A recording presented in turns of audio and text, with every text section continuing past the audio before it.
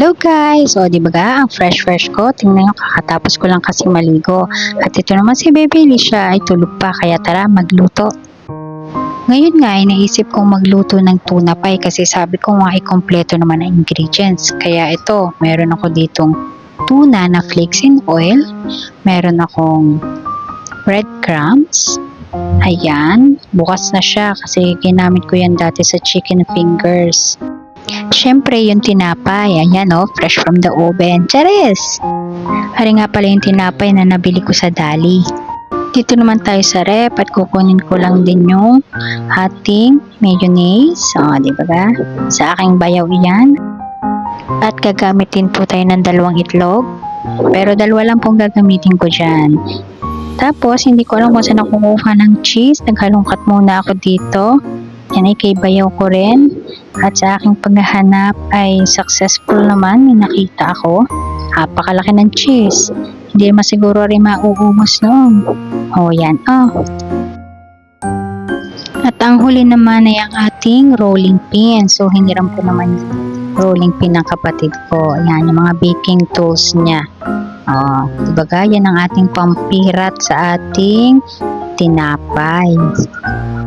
Nga pala, bumili ako ng 2 pang latang tuna at ako'y mabibitin dun sa isang latang iyon. Kaya are, tinagdagan ko na.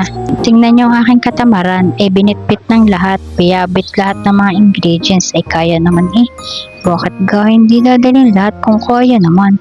So let's go, start na natin ang paggawa ng tuna pie. Sinimulan ko sa pagplat ng ating bread gamit ang ating rolling pin. Yung iba, pinuputol yung lahat ng dulo, pero ako hindi na kasi sayang naman. Lamang tiyan din naman yun. Yan, diba? Ang nipis niya. Maganda talaga kapag meron kayong gamit na rolling pin para maganda yung pagkakagawa ng tuna pie. At ito na yung mga na-flat natin tinapay. Sunod ko naman ay ang ating cheese at kinayat ko lang siya ng pa-cubes.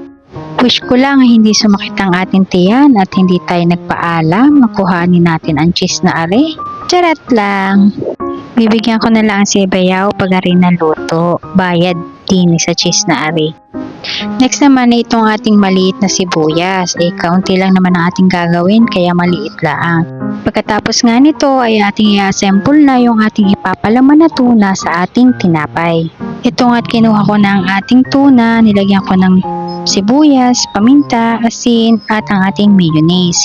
Paghalu-haluin lamang lahat ng ating mga ingredients. Yung atin nga palang tuna diyan ay tinirain ko na. Heto nga't magpapalaman na tayo. Kung makikita nyo, pagkalagay ko ng ating tuna sa tinapay ay nilagyan ko ng cheese. Pagkatapos ay binasa ko yung gilid nito at pinisa ko gamit ng tinidor ang mga gilid para mag-lock yung tinapay.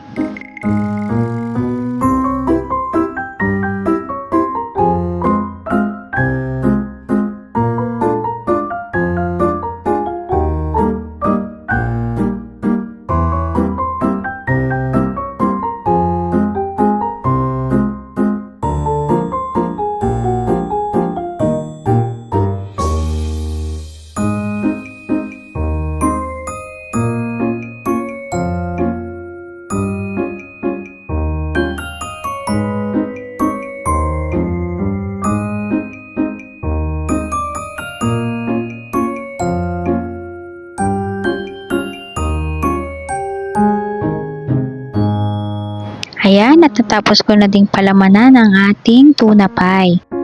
Next step naman natin ay i-prepare natin ang itlog at ang ating breadcrumbs.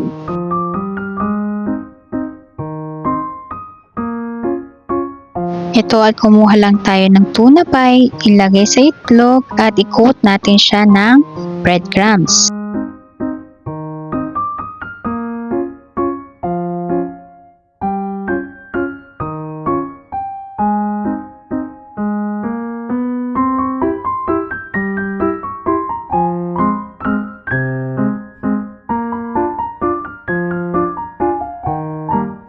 Nagpainit lang ako ng mantika at saka niluto ko na ang ating tuna pie.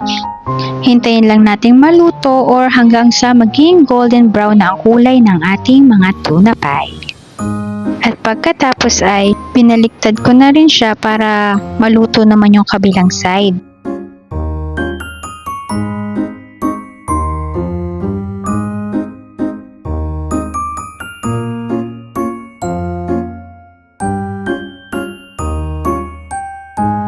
At eto na nga guys ang ating mga naluto na tuna pie. O diba nakakatakam. Excited na akong tikman.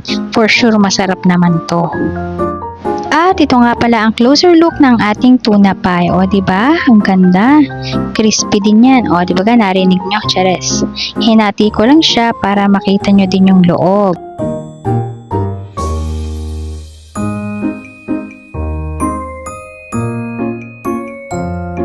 Eto na guys, at taste test na tayo. Unang kagat. Mainit.